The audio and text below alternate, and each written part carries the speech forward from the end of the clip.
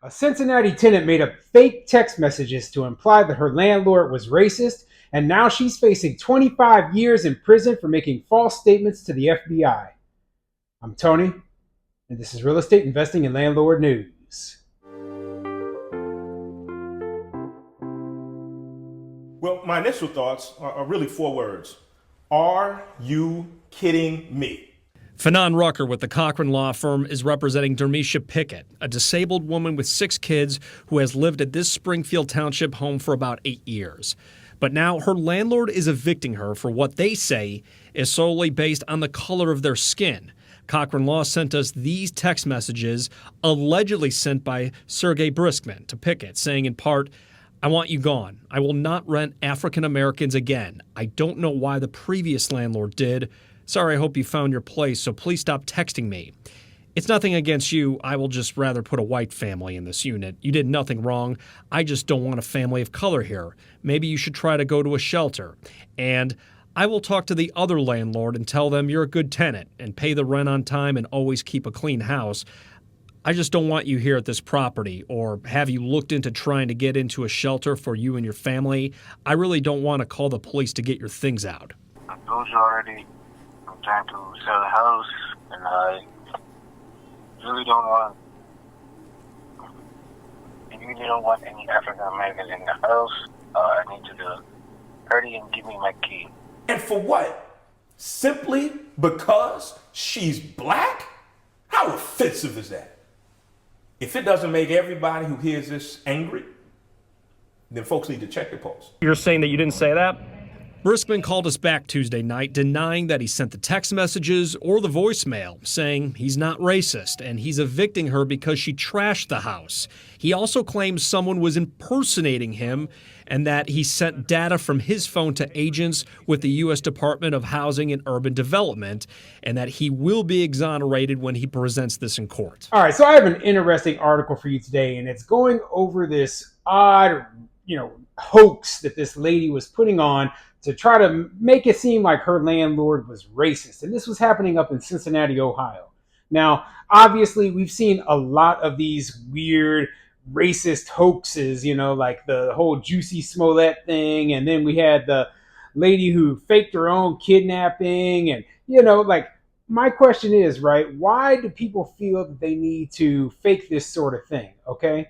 What is the benefit? Are you trying to garner some sort of sympathy? Are you trying to, somehow get paid off of this? Whatever it is, the only thing it's doing is it's hurting the real victims who actually might be facing true problems, okay? And because you're making everybody believe that every single incident that comes up is a hoax. And that's just an unfortunate side effect of these people who make their stories up, okay?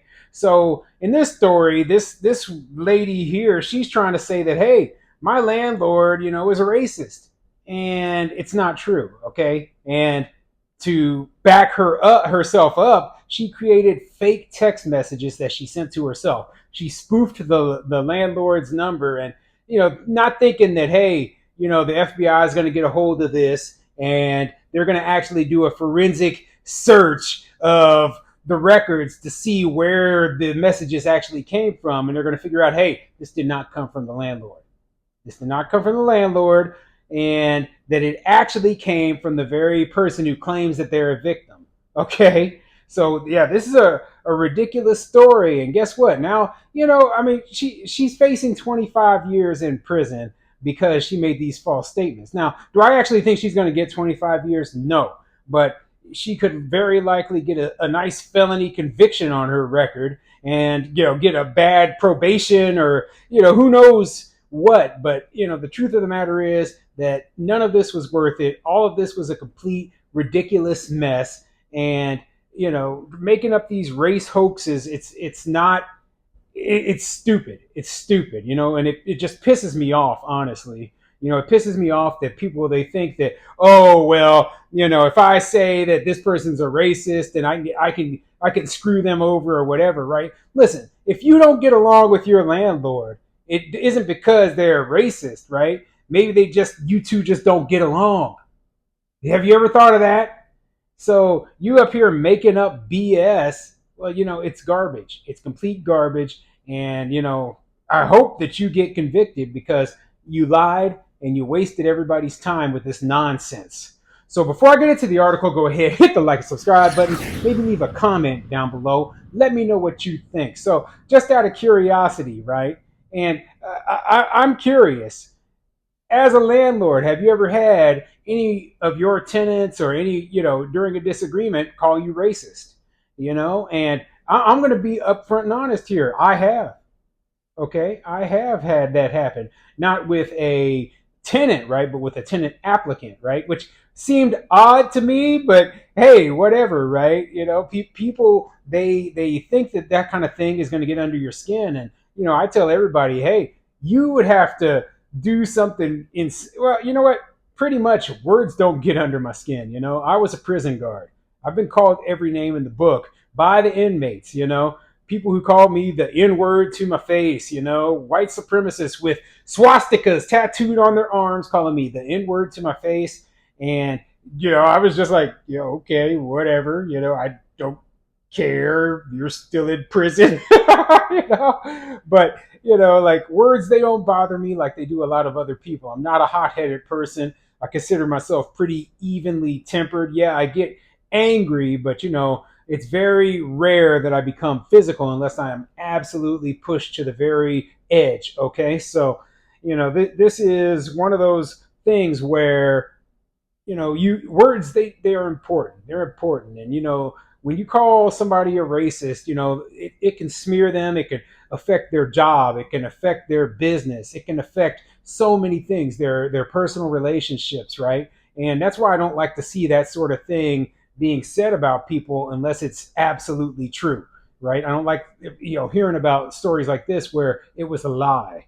So anyway, let's get into this article and see what it says. Okay, this article is coming from WLWT.com and it says, Feds, woman facing charges after allegedly falsifying messages to imply landlord is racist. Yeah, let's get into it. A Cincinnati tenant is charged with federal crimes related to making false statements accusing her landlord of violating the Fair Housing Act, according to the United States Attorney from the Southern District of Ohio. According to federal investigators, Dermisha Pickett, 33, allegedly fabricated messages from her landlord stating the landlord did not want black tenants. Pickett appeared in federal court in Cincinnati yesterday after self-surrendering. Pickett submitted those fabricated messages to the Department of Housing and Urban Development, which opened an investigation into the landlord. So yeah, she didn't just say online, hey, my landlord's a racist or whatever. She submitted this information to HUD, and HUD was like, yeah, we're going to investigate, figure out if this is true or not, right? And when they figured out that it was a lie, well, guess what? They turned their criminal investigators over onto her and figured out, hey, she's lying, she's making false statements to federal officers, and that's a crime. That's a crime. I know this because I am a federal officer, okay? When agents realized that the landlord and tenant's phone records did not match, they sent the phones to a forensic analyst. In a criminal complaint unsealed on Thursday, agents said they believe Pickett used a third-party phone application to spoof the voicemail and text messages. Pickett is now facing one count of false statements and one count of falsifying records in a federal investigation. Yeah, dumb. See, this is, see what kind of trap you got yourself into here. And what was there to gain out of it? Okay? The landlord got in trouble. Is that what you thought? Or maybe you thought you were going to get some sort of payout, by suing over it. I don't know what your thought was, right? But in the end, you're looking at these felony crimes being put onto your record. I mean, that just seems dumb. Possible prison time. I don't think she's going to get prison time. I really don't. If she doesn't have a criminal record, she'll probably get probation, but that'll still be on your record, and no one's ever going to believe anything you say ever again. Even if you truly do face racism at some point in the future, people are going to still they're going to consider you the person who is the one who lied, trying to garner sympathy or get money or whatever. Okay, so yeah, your voice, it's ruined. I mean, basically, nobody's going to trust you again. False reports to law enforcement, as alleged in this case, undermine legitimate reports of racial discrimination and could discourage victims from coming forward for fear that they will not be believed, U.S. Attorney Kenneth L. Parker said. This office will continue to do its due diligence when presented with any potential civil rights violation. If convicted, Pickett could spend up to 25 years in prison. And yeah, I agree with the U.S. attorney there, right? And, it will it's a negative. It's very much a negative, and it could discourage people, from coming up and reporting these sort of crimes because they're going to believe that, hey, this is something that nobody's going to believe because every time they see a report of this stuff, it's false, it's made up. So yeah, it's bad. It's bad. And so, this tenant, I would like to see more people who get caught in these sort of lies get convicted, right? And do some time. Maybe not 25 years. I think that's even a stretch, but sometime behind bars, teach you a nice lesson. Justice is served because when you lied, the result of that would have been your landlord, their life could have possibly been destroyed. Really, think about all the people out there right now who have been called racist, whether they were or weren't, right? A lot of them have been fired from their jobs. A lot of them have had their businesses, just destroyed, and their reputations destroyed, all because you're a liar, and that's wrong.